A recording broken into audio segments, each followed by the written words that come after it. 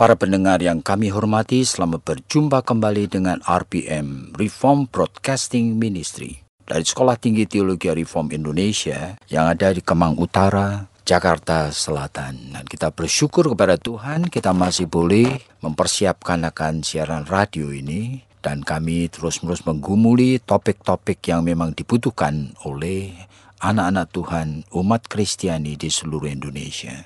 Dan kali ini secara khusus kita akan membicarakan mengenai apa itu seorang ayah yang takut akan Allah. Jadi topik kita adalah ayah yang takut akan Allah. Ya memang sampai saat ini begitu banyak orang yang berpikir bahwa peran ayah itu tidak begitu jelas. Banyak orang termasuk orang-orang Kristen menikah dan kebanyakan peran ayah itu adalah peran yang sangat lemah sekali. Sebagian besar masalah yang ada di dalam keluarga, di dalam domestic job, itu persoalan-persoalan dalam rumah tangga, hampir semuanya dihandle oleh istri atau ibu, termasuk pendidikan anak-anak. Dan padahal kalau kita melihat di dalam Alkitab, begitu clear bahwa Alkitab itu menekankan peran ayah lebih dari peran ibu, khususnya di dalam mendidik anak-anak mereka. Pada saat Tuhan berbicara kepada Abraham di dalam Kejadian pasal yang ke-17, Abraham mendengarkan akan uluran tangan Tuhan yang ingin sekali memberikan suatu janji anugerah, covenant of grace. Nah, kalau kita mau perhatikan dengan jelas, itu diberikan Tuhan kepada Abraham, seorang ayah yang percaya sekali bahwa Abraham bisa untuk menjadi partnernya Allah untuk menghadirkan akan promise of God itu. Apa yang Tuhan promiskan? Yaitu Tuhan ingin supaya Abraham mengerti bahwa Tuhan bersedia dan rela mau menjadi Allah. Itu baik bagi Abraham sendiri, tetapi juga bagi anak, bagi cucu, bagi keturunan-keturunan Abraham. Jadi seorang yang hadir di dalam keluarga orang percaya, itu secara otomatis mendapatkan hak covenant of grace. Tentu covenant of grace tidak dengan sendirinya sama dengan keselamatan, tetapi suatu privilege, suatu hak istimewa yang sebetulnya anak-anak yang lain itu tidak miliki. Jadi anak-anak yang lahir dari keluarga orang percaya mendapat hak istimewa untuk melihat sejak lahir, mendengar sejak lahir, mengalami sejak lahir suasana kehidupan orang percaya. Barangkali melihat akan ayah atau ibunya berdoa, barangkali mendengar mereka menyebut nama Allah, nama Tuhan Yesus, barangkali melihat mereka itu pergi ke gereja, beribadat, dan barangkali tidak menyelesaikan persoalan-persoalan mereka, tidak lupa meminta pertolongan Tuhan.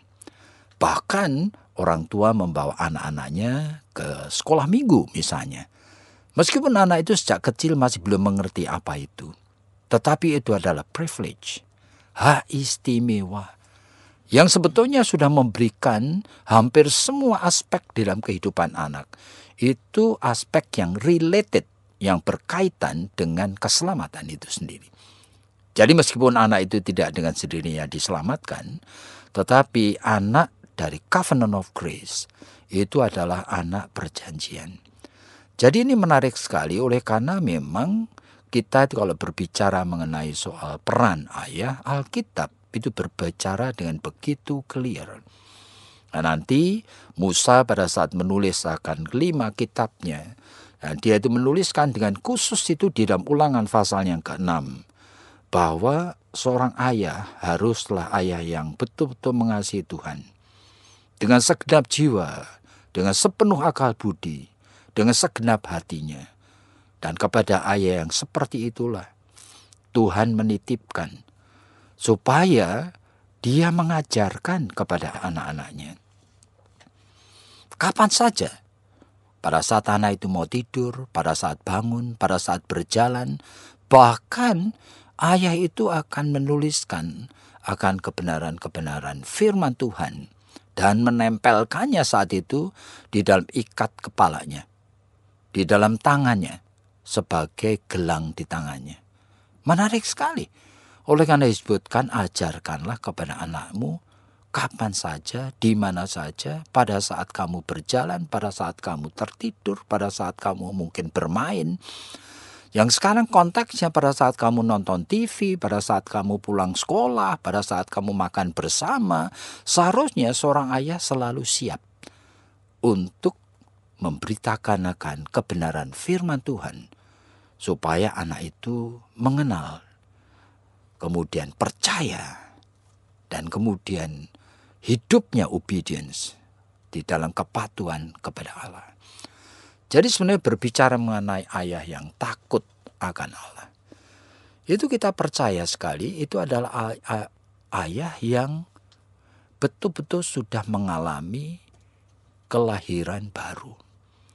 Nah, tidak mungkin takut akan Allah itu dimiliki oleh ayah yang sebetulnya hanya pergi ke gereja, tetapi tidak betul-betul terbiasa bergaul dengan Allah. Jadi ada perbedaan orang-orang Kristen yang datang ke gereja sebagai beragama, sebagai suatu rutinitas, dengan tingkah laku yang disebut tingkah laku keagamaan atau religiosity.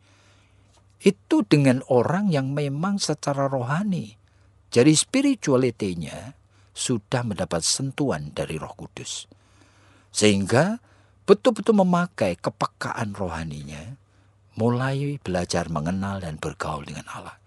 Nah, orang tua seperti itu seharusnya ditandai dengan keinginan untuk selalu mencari kebenaran firman Tuhan, ingin belajar Alkitab. Jadi kalau Anda sebagai para pendengar itu adalah ayah-ayah yang memang cuma datang ke gereja, dan saudara sendiri di Roma tidak menyempatkan, mengkhususkan diri untuk belajar firman Tuhan, membaca Alkitab. Bahkan kalau ke gereja pun, saudara tidak terbiasa membawa Alkitab. Bahkan jika saudara mendengarkan firman Tuhan tidak pernah mencatat, menjadi pertanyaan yang cukup serius untuk dipikirkan. Apakah Anda sudah mengenal dan mengasihi Allah? Nah, mengenal dan mengasihi Allah di dalam Tuhan Yesus itu ada tandanya. Dan hanya kepada mereka yang mengenal dan mengasihi Allah, Ulangan pasal 6 itu mengatakan kepada mereka Tuhan menitipkan peran. Oleh karena orang-orang seperti itulah sebetulnya orang yang takut akan Allah. Jadi orang yang takut akan Allah itu disebutkan dalam Amsal Sulaiman 1 ayat yang ke-7. Itu sadar sekali bahwa dia tidak memiliki wisdom atau bijaksana apapun juga tanpa ketergantungan belas kasihan daripada Allah. Jadi berarti disebutkan dalam Amsal itu orang yang takut akan Allah. Itu disebutkan takut akan Allah, permulaan segala kebajikan. Jadi beginning of all wisdom. Berarti nanti Tuhan akan memberikan kepada orang tersebut itu bijaksana yang sebetulnya tidak natural, tidak alami miliknya sendiri. Dia akan mendapat bijaksana yang Tuhan berikan. Misalnya pada saat menghadapi anaknya yang exercise, yang memanifestasikan natur dosanya. Keras kepala, tidak menurut, malas, jahat kepada saudaranya, menipu, berbohong. Nah, menghadapi anak-anak dengan berbagai manifestasi dosa, manusia itu tidak mampu untuk mengatasi, menaklukkan dan mengubahnya.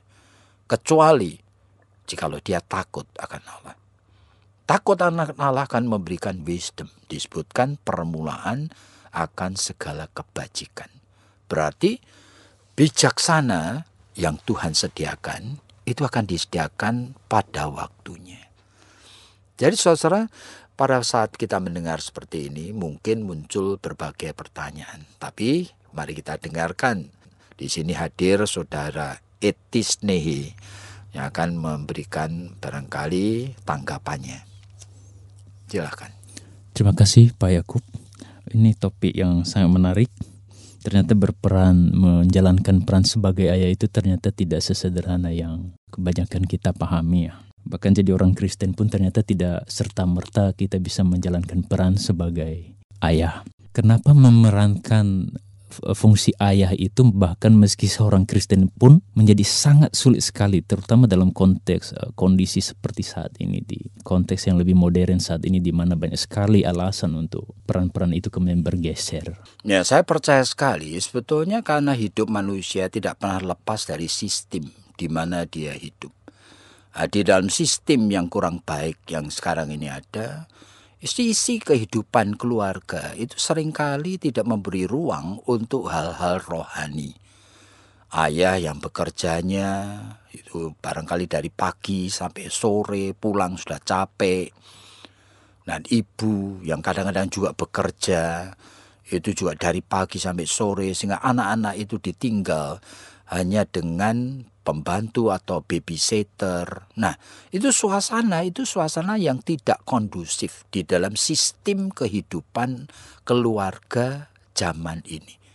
Dan plus, anak yang seperti itu biasanya dari kecil sudah disuguhin dengan suasana yaitu hadirnya TV yang bisa dilihat 24 jam sehari.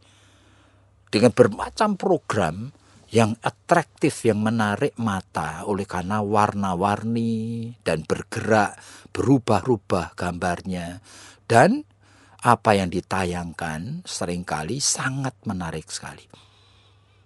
Nah, di dalam kondisi seperti itu kalau kita tidak waspada, itu berarti kita sudah kalah sebelum kita memulai untuk patuh kepada Tuhan. Jadi berarti mau patuh kepada Tuhan, ya tergantung tadinya disebutkan orang tua yang takut akan Tuhan. Jadi kalau orang tua itu takut akan Tuhan dan dia belajar memang mencintai dan mengasihi Tuhan, berarti dia yang akan memprioritaskan hal rohani. Memprioritaskan hal rohani, dengan sendirinya dia berani untuk merombak sistem. Barangkali dia sendiri berkorban untuk tidak nonton TV jikalau ternyata anak-anaknya sudah addicted, hidup tidak bisa hidup tanpa nonton TV. Nah, itu harus hati-hati kita. Jadi berarti perlu sekali keberanian orang tua, dan saya percaya sekali itu hanya bisa dilakukan jikalau orang tua itu hidup tergantung pada belas kasihan Allah. Nah, jadi orang-orang tua yang seperti itulah yang sebetulnya tidak perlu takut. Kenapa? Karena Tuhan bersama dengan dia. Hal yang tidak mungkin menjadi mungkin. Hal yang tidak bisa akan menjadi bisa. Bagi orang yang takut akan Allah. Apalagi secara khusus kita percaya Tuhan memanggil setiap laki-laki yang menjadi suami itu menjadi kepala di dalam rumah tangga.